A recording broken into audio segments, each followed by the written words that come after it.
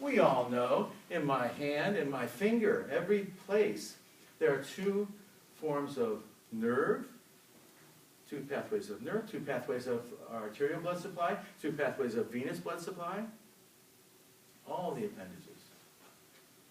It's a redundancy. That's the help. That's why the Great Circle of Willis, you study anatomy, that's in my body of water book. The Great Circle of Willis is a big circle of blood circulation in the head. It's fabulous. And this goes out like this, okay? And it goes to the hemispheres. So I have a stroke. I have a stroke, and I have injured this part of my brain.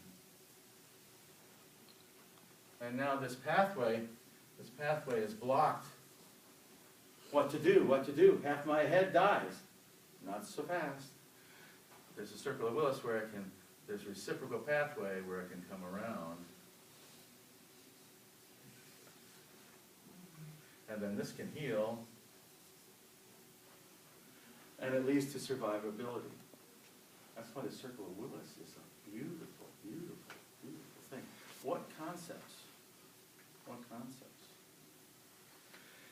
That's why the skull has 28 bones in it that move. I have a real skull at home. Everybody has a skull in their closet, right?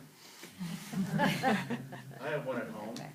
I have one at home, and I got it from when I was the director of physical therapy, they said, we're going to redo your, just reconfigure, renovate your whole PT department. And I said, well, I have an old skeleton, full skeleton in my closet. It's in like a gym locker, you know. Yeah, I used to scare the hell out of little kids, you know, come on and meet Charlie. But anyway, so they said, throw it away. Throw it away, we're going to buy you a brand new plastic one. Oh, no. Oh, no, that's what I said. So I took the skull and I gave the rest to X-ray, and they loved it because they would practice doing their X-rays. And so it got a second chance. But when I got my skull to take it home to practice, that's when I was studying with Dr. John. I dropped it and broke it. Oh. And it took a chip out of here. When I went to put it back, I found that there were big score marks where this temporal parotid suture had been gliding for like a quarter of an inch. I said, that's just impossible. How could that be? But then I looked at the other sutures, and this sagittal suture was fused. So it was a coronal. And I said, well, so what's that? And then I read when Sutherland said, after the 6th decade, between 40, the craniosacral system diminishes between 40 and 60%.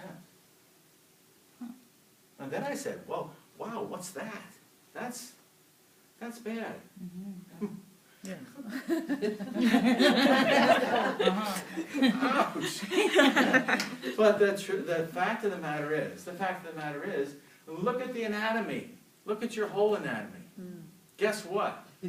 When you become 60, you ain't got the blood supply you had when you were 30.